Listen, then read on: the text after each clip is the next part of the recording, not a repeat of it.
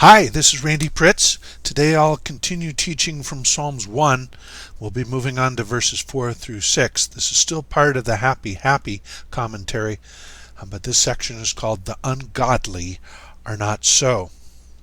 As always, you can visit and keep up with me at likepreciousffaith.us, where we've got a ton of valuable resources for the Christian faith, including several daily devotionals to help you read through the Bible in a year, or read through the Bible chronologically, or read through Psalms, pray through the Psalms, psalm by psalm. Just a lot of useful things that I hope you'll partake of. So today our text reads, "The ungodly are not so." We've been talking about ultimate or absolute happiness, being in Christ, being that He is the object of the meditation of the Torah.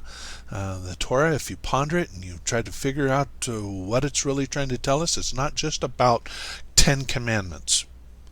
It's about a whole host of things that lead us to the observation or the need for Christ. Christ is God's unconditional. Doesn't matter what part of this we're able to fulfill or not, or obey, or whatever. It is His unconditional promise or covenant with Adam, with Abraham, and so therefore it carries despite all the other covenants made with Israel, national covenants, this is the human covenant, the covenant with all the sons of Adam, right from the very beginning in Genesis. All right, and this Christ leads us to the ultimate or the absolute happiness. So, this is reading the ungodly are not so. They are not what? They are not this happy. They're not going by any of this Torah business or anything like that. They are not so. But they are like the chaff which the wind driveth away. Therefore the ungodly shall not stand in the judgment, nor sinners in the congregation of the righteous. For the Lord knoweth the way of the righteous, but the way of the ungodly shall perish. So two things we're going to be talking about today. In this section here, we're going to be talking about the judgment. I think we all know what that is referring to. A day of judgment, a final reckoning, right? And then the other thing we're going to be talking about is the congregation of the righteous. How did they get righteous? What made them righteous? What made them any different than any of these ungodly? Aren't we all ungodly? Aren't we all sinners? How did they get that way? How do they get to avoid the judgment? Let's begin with a discussion of the judgment. Now, this is a judgment we understand that is by God, and it is to be of all ungodly and all sinners. Ungodly means the morally wrong, and sinners means the guilty or the criminal. All right? By God of the ungodly and the sinners. And like I said, we can all fit ourselves into those categories. All right, so in a sense, if His judgment was fair, all of us would be judged. Now, this is a concept rejected by the ungodly and the sinners, conveniently enough.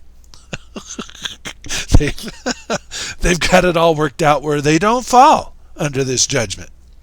This judgment either isn't going to happen, or all God really wants is for them to just to be happy, find their own way of being happy. Each person's a little different, and so each person finds their own type of happiness.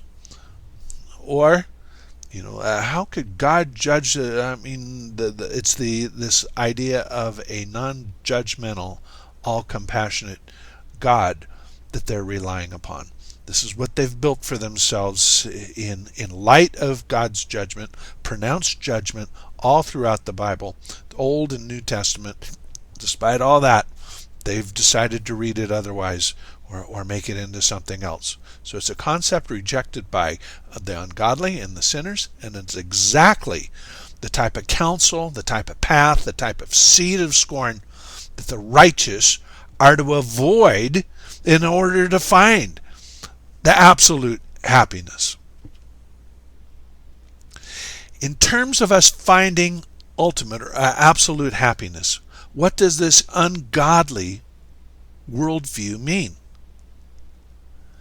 Well, it means we're pretty much stuck with what we already have. We've tried for centuries after centuries, generations after generations, millennium after millennium, try to get ourselves. We keep promising ourselves we're going to do better at this. We're going to get better at this.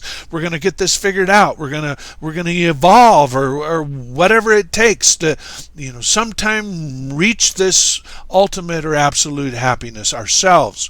By our own doing, by our own work, by our own transformation, by our own intellect, by our own philosophy and our own science and everything. And despite philosophy, despite science and technology and everything, we really haven't got much better at this. We've gotten just as angry and just as bitter and just as prejudiced and just as we've always been, right? We haven't solved these issues of lust or covetousness or greed or hate or any of the other things. It's just gone right along. We've put a bandage on it and we've colored it with a different colored lipstick, and we've done all sorts of things. We've tried. You'd think after all this time we would have done everything that we could have, and we would have found whatever it was that was going to make this right. So what does this mean? It means that God is amused by all this. Like watching ants in an anthill scurrying about. The way we treat each other, the way we talk about each other, the way we step on each other, the way we force each other, What does this mean? It's talking about righteous here, and the righteous are those, the better word or meaning of the Hebrew is just.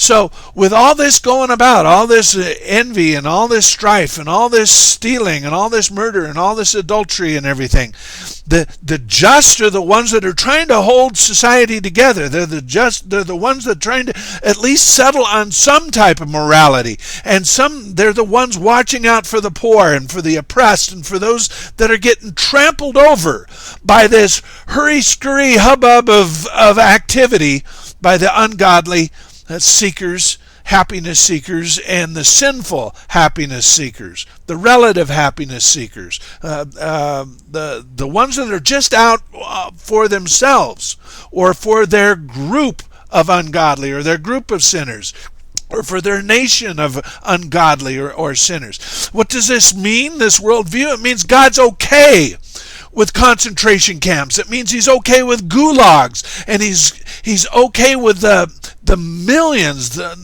hundreds of millions of people that were put to death because of either fascism or Marxism.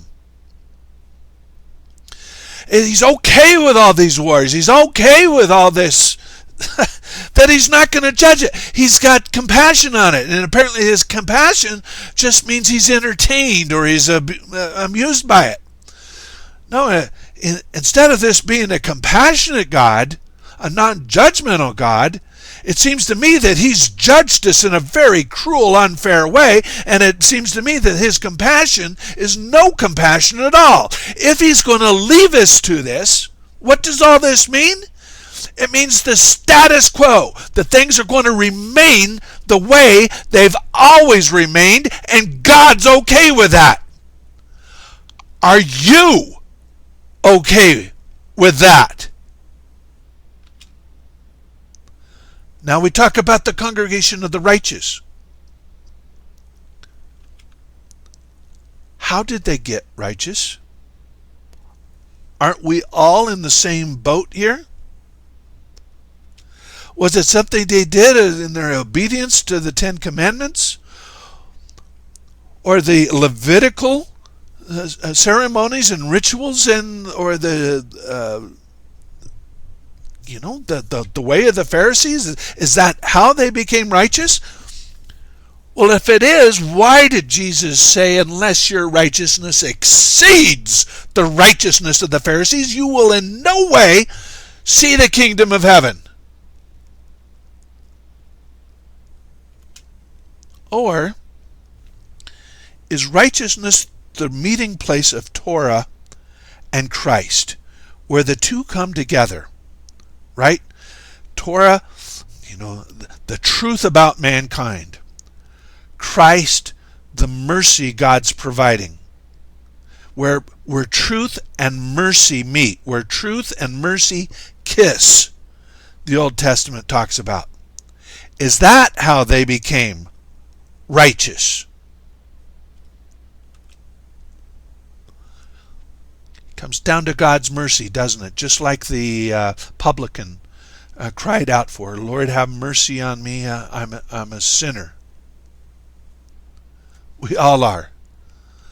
Mercy is where God's judgment of us, what we fully deserve to be receiving, all of us, that entire penalty or that entire judgment is being transferred to Christ. God cannot neglect truth and judgment and holiness. In order for him to be merciful, he needs to do something with our guilt, with our pollution, with our corruption. He needs to transfer it somewhere. He needs to put it somewhere else in order not to judge us. God's judgment of us skips by us and is transferred to Christ.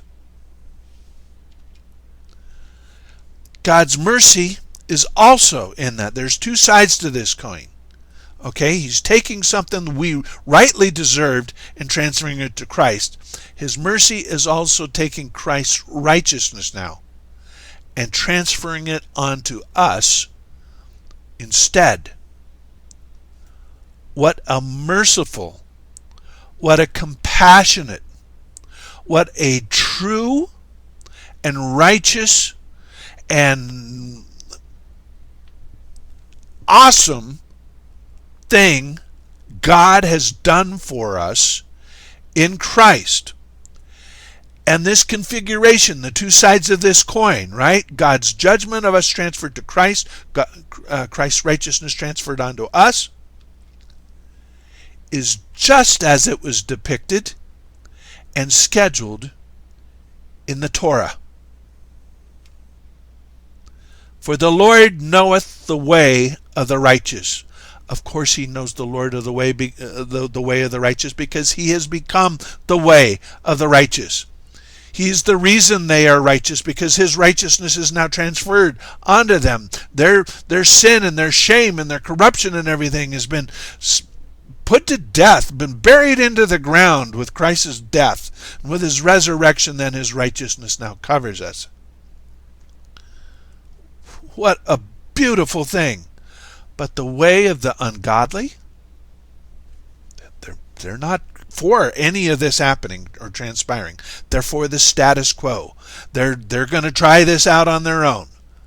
The way of the ungodly shall perish. That, my friend, is how we find the happy. Oh, how happy that happiness can be.